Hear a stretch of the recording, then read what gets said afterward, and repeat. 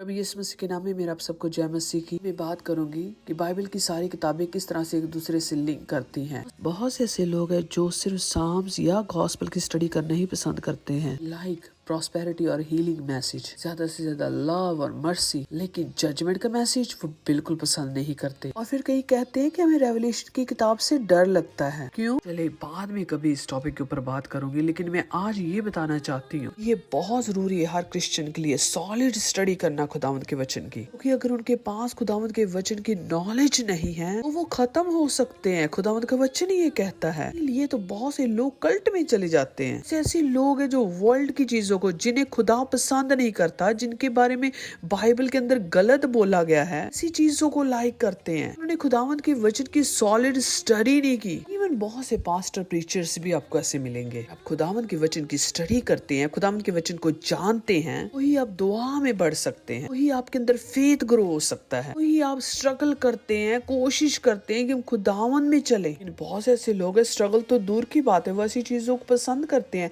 Support करते हैं। आगे वचन की सॉलिड स्टडी करनी बहुत जरूरी है। आपका काम है कि दूसरों को भी ये बातें सिखाएं, शेयर करें। जरूरी नहीं कि हम पास्टर ही बने सिखाने के लिए। खुदावंद का वचन सबके साथ बांट सकते हैं। सबसे पहले अपनी फैमिली से स्टार्ट कर। आपके बच्चे बाहर जाकर मार नहीं खाएंगे, क्योंकि खुदावंद का वचन कहता है कि एंड के दिनों में बहुत से फॉल्स प्रॉफिट्स और प्रीचर्स उठ खड़े होंगे। जब देखते हैं बहुत से ऐसी चर्चेज हैं इनके अंदर दुनिया भरी पड़ी है कि उनको लीड करने वाले फॉल्स प्रॉफिट और प्रीचर्स हैं। ये खुदावंद के वचन की स्टडी जरूर किया करें और दूसरों के साथ भी शेयर करें। शुरू करती हूँ खुदावंद का वचन जो बाइबल है, में हम पढ़ते हैं कि किस तरह से खुदा सालों साल लीड करता रहा अपने लोगों तक मैसेज पहुंचाता रहा प्रॉफिट्स के थ्रू। जैसा कि आप जानते हैं कि बाइबल के अंदर टोटल बुक 66 हैं और इसके टोटल राइटर्स 40 हैं। मतलब इसको लिखने वाले 40 लोग हैं। केवल 1500 साल के अंदर अंदर ही लिखी गई। मोर देन 10,000 इवेंट्स हैं इसके अंदर। सारी किताबें एक ही टाइम में नहीं लिखी गई, बल्कि मोर देन 1500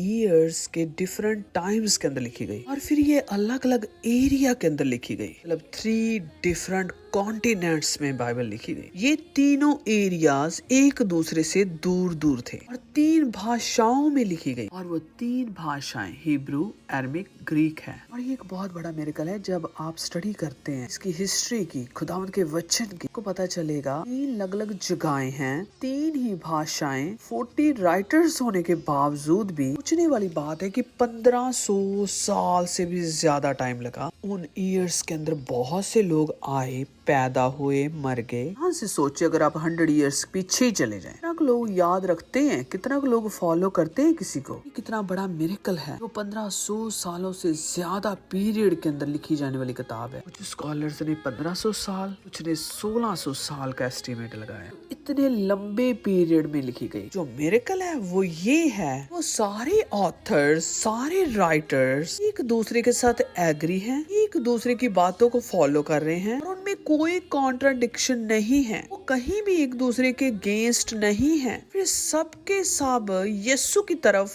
पॉइंट आउट कर रहे हैं। दुनिया की कोई भी किताब इस तरह से नहीं लिखी गई। एक सर्टेन पीरियड के अंदर अंदर ही घूमती रहती थी और उसी में लिखी गई। कुछ में तो बहुत सी किताबें हैं लेकिन एक दूसरे के वो अगेंस्ट जा रही। एक जगह पे लिखा है एक दूसरे से प्यार करो और दूसरी जगह पे इन्हें कत्ल करो, इन्हें नीचा दिखाओ। एक में लिखा होगा सब इंसान एक है, दूसरी में उसने जातों में बांट दिया है। में कहता है कि तुम दूसरों पर रहम करो। दूसरी साइड पर इवन एक ही किताब के अंदर ये लिखा होगा को खत्म कर दो। बाकी किताबों के अंदर तो कॉन्ट्राडिक्शन है ही है। कुछ किताबें तो ऐसी है एक किताब के अंदर ही आपको बहुत सी कॉन्ट्राडिक्शन मिल जाएंगी। बाइबल के अंदर ऐसा कुछ नहीं है। टेस्टामेंट को लो या न्यू टेस्टामेंट को लो, दोनों पार्ट्स बाइबल के एक दूसरे के साथ एग्री हैं। जब बाइबल की हम स्टडी करते हैं तो उसमें हमें ये पता चलता है कि 1500 साल के पहले साल से लेकर 1500 साल के एंड वाले साल तक जितने भी नबी आए, जितने भी राइटर्स आए हैं, की राइटिंग्स एक दूसरे के साथ मैच करती है, एग्री है, एक दूसरे को सपोर्ट करती है, क्योंकि वो एक ही खुदा के द्वारा लिखवाई जाने वाली किताब थी। सारी किताबों में सालों साल का वेट हो रहा है और वो किसका था? यीशु का। ये बहुत बड़ी बात है, ये एक मिरेकल है। राइटर्स एक दूसरे को जानते भी नहीं थे,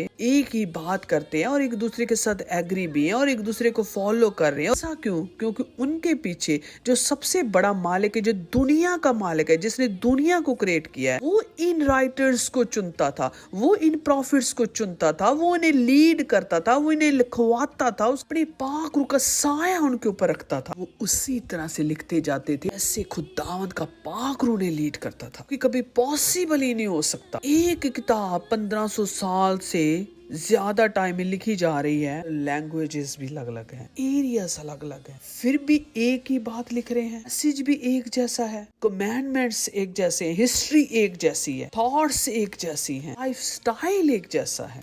होल जितनी भी किताबें हैं बाइबल के अंदर उनका एक ही स्टैंडर्ड है। इंसानों के द्वारा लिखी जाती है ना, तो उनके अपने थॉट्स होते हैं, और हमेशा थॉट्स जो इंसानों के होते हैं वो हमेशा एक दूसरे से डिफरेंट होते हैं। कि ये जो किताबें हैं बाइबल के अंदर एक दूसरे के साथ कनेक्टेड है, लिंक्ड है। किताब एक दूसरे से जुड़ी हुई है। किताब में प्रोफेसी लिखी गई है, सालों साल के बाद, कई बार 1000 साल गुजर जाते हैं, वो प्रोफेसी पूरी हो जाती है। खुदा का करैक्टर, उसका डिसिप्लिन, उसके रूल रेगुलेशन, उसके लॉज, उसके बात करने का ढंग सारी किताबों में एक जैसा है। बहुत से ऐसे लोग हैं जो खुदावंद के वचन की स्टडी नहीं करते, कहते हैं पुराने नियम के लॉज हैं उन्हें फॉलो करने की जरूरत नहीं है, वो खत्म हो गए हैं। लेकिन खुदावंद यीशु ने ये बोला कि मैं लॉ को खत्म करने नहीं आया बल्कि उसे फुलफिल करने आया हूँ। वो लॉ कभी खत्म नहीं हुए, यीशु ने उन्हें और सख्त कर दिया है, हार्ड कर दिया है। जैसे कि हम देखते हैं कि जब बच्चा पैदा होता है उसे दूध पिलाया जाता है, जैसे वो बड़ा होता जाता है हम उसका खाना चेंज करते जाते हैं। फाइनली जब वो काफी बड़ा हो जाता है तो वो सॉलिड डाइट खाना शुरू कर देता है। सेम बात हम बाइबल में देखते हैं, जैसे उनकी समझ थी उसी तरह से खुदा ने उनको लीड किया। पहले उसने सिंपल कमांडमेंट्स दिए, लोग उन पर चलते थे, उन्हें फॉलो करते थे। जैसे जैसे टाइम बीतता गया लोग होशियार होते गए, ज्यादा नॉलेजेबल हो गए, पहले से ज्यादा उनको समझ आने लगी। जैसे जैसे वो समझते गए खुदा उसमें और ऐड करता गया। जैसे जैसे बच्चा बड़ा होता है तो वो और सीखता है, फिर उसकी रिस्पॉन्सिबिलिटी भी साथ साथ बढ़ती जाती है। जैसे ओल्ड टेस्टामेंट में लिखा है you shall not commit adultery, तुम व्यभिचार न करना। लेकिन न्यू टेस्टामेंट में प्रभु यीशु मसीह ने क्या बोला मैथ्यू 5:27-28 में, I tell you that anyone who looks at अ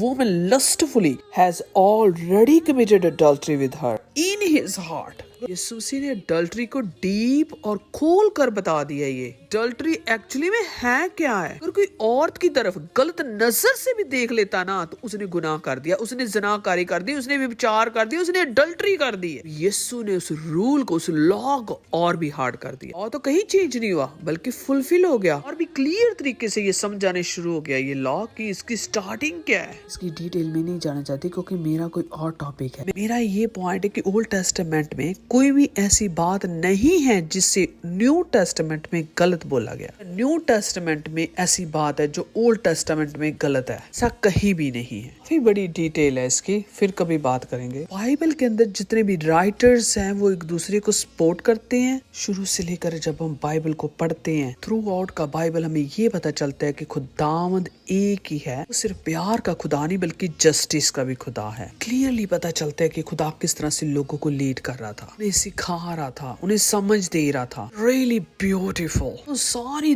दुनिया की किताबों से बाइबल को अलग करती है का एक ही मैसेज जो यीशु की तरफ पॉइंट आउट करता है। नया नियम आने वाली बातों को बताता है, उसकी प्रोफेसी करता है। नया नियम मतलब न्यू टेस्टामेंट जो पुराना नियम की प्रोफेसी है उसे कंफर्म करता है, ये पूरी हो जाती है नए नियम में। ये बीच में लिंक है और इतनी देर के बाद वो लिखे गए हैं। नहीं, जो नए नियम के ऑथर हैं, राइटर्स हैं, वो पुराने नियम की जो वर्सेस हैं उन्हें कोट करते हैं, जिससे ये प्रूव होता है कि राइटर्स ये बता रहे हैं कि ये जो किताबें पहले लिखी गई हैं ये राइट है। मतलब तब भी वो वर्सेस एग्जिस्ट थी, तब भी वो वर्सेस यूज की जाती थी। राइटर्स ये बताना चाहते हैं कि ये ठीक है। 1500 साल बहुत बड़ा पीरियड होता है। कई राज्य आए, बादशाही आई, खत्म हो गए, नेशंस खत्म हो गए, सिर्फ खंडर्स ही आपको इस दुनिया में मिलेंगे। और हजारों पीढ़ियां आई और खत्म हो गई। लंबे पीरियड में जब हम बाइबल में पढ़ते हैं एक ही मैसेज दोहराया जाता है, एक ही खुदा की बात हो रही है। बाइबल के अंदर लगातार प्रोफेसीज हो रही है, कलाम चल रहा है, अपने लोगों को बता रहा है, उन्हें लीड कर रहा है और वो लिख रहे हैं। खुदा एक है, उसका कलाम सेम है, राइटर्स चेंज हो रहे हैं, जनरेशन चेंज हो रही है। इससे ये पता चलता है कि जो बाइबल का खुदा है फॉर एवर लिविंग गॉड है। वो कभी मरता नहीं है, वो कभी सोता नहीं है, वो कभी उंगलाता नहीं है। फिर उसका वचन कैसे चेंज हो जाए?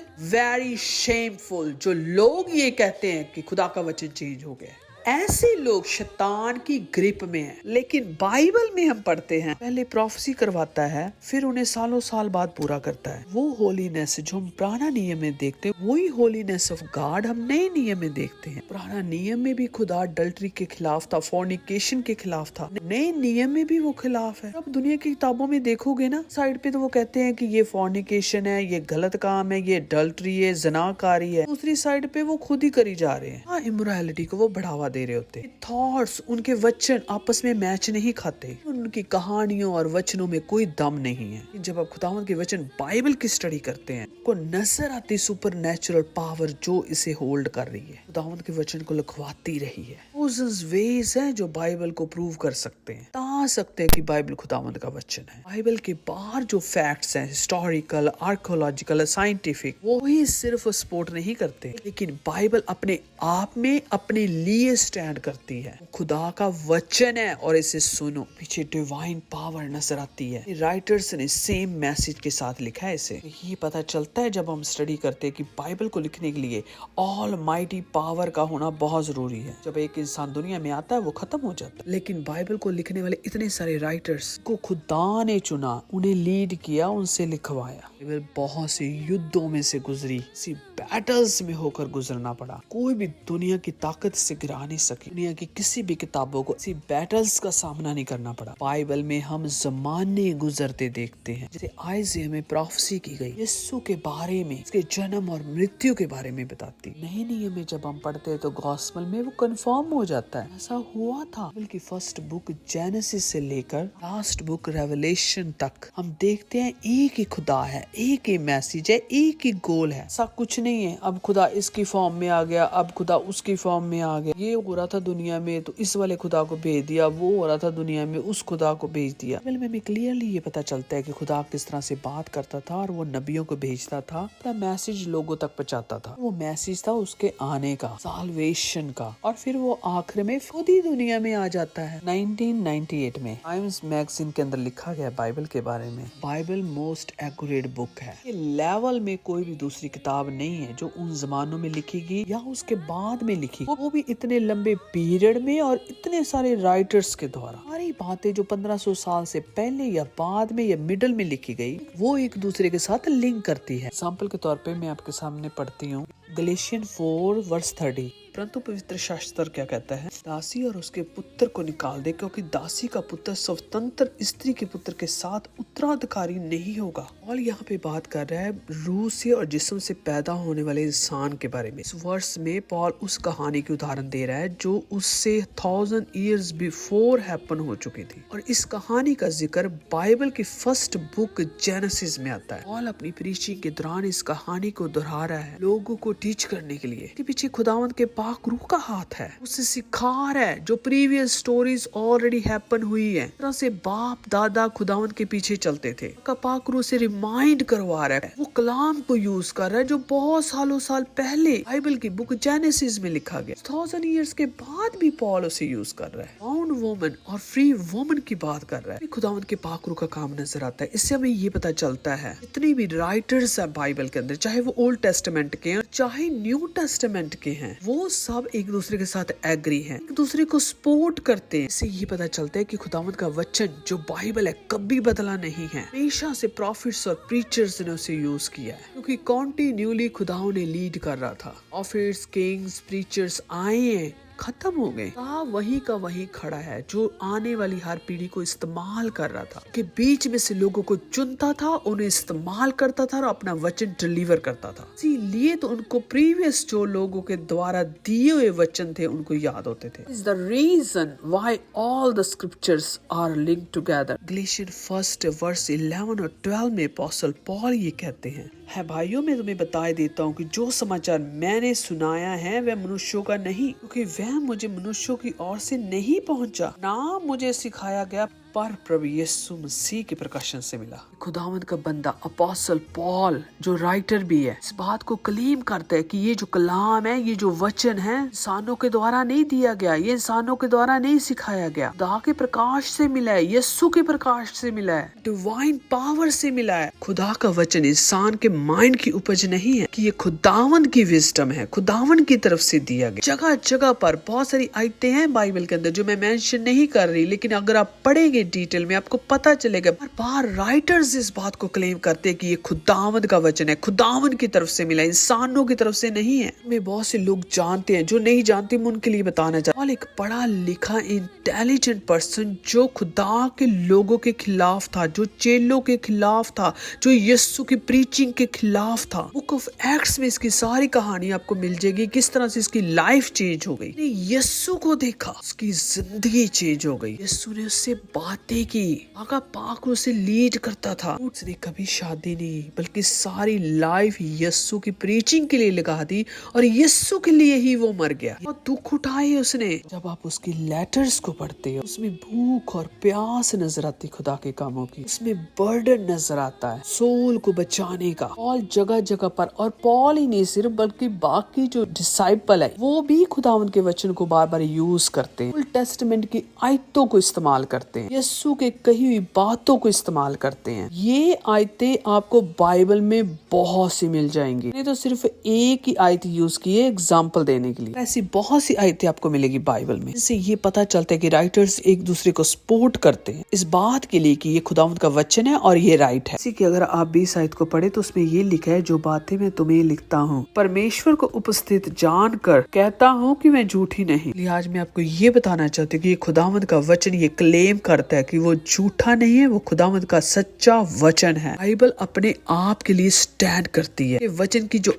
आयतें हैं ना, वो एक दूसरे को सपोर्ट करती, क्लेम करती है कि ये खुदा का वचन। ये सारे सबूतों के बावजूद भी अगर आप बिलीव नहीं करते स्टिल से कलाम को या खुदा को, कोई फर्क नहीं पड़ने वाला, फर्क आपको पड़ेगा। ये कि कोई भी किताब इतने सबूत नहीं दे सकती। इतने बाइबल के बाहर सबूत बाइबल के लिए हैं और बाइबल के अंदर सबूत बाइबल के लिए हैं। और किस तरह से सबूत दें और फिर कौन सा रास्ता है जिससे ये पता चले कि बाइबल खुदावंद का वचन है। हर तरह के सबूत बाइबल के अंदर भी और बाहर भी ये मिलते हैं, क्लेम करते हैं, सबूत बोलते हैं कि ये खुदावंद का वचन है। डिवाइन हेल्प के बिना नहीं लिखा जा सकता। का वचन जो बाइबल है ये उस टाइम में बहुत सारी जगहों में फैल चुका था। जहाँ चेले गए वहाँ वो खुदावंद का वचन लेकर गए। लिए तो अलग अलग जगहों में लिखा गया। सोचने वाली बात ये है कि जो भी लिखा गया वो एक दूसरे को सपोर्ट कर रहा है। उन्होंने कोई आपस में मिलकर नहीं लिखा कि सब तीनों चारों बैठ गए आपस में और लिखते गए एक दूसरे को देख देख कर। उन्होंने वो ही लिखा जो उन्होंने यीशु के बारे में देखा था,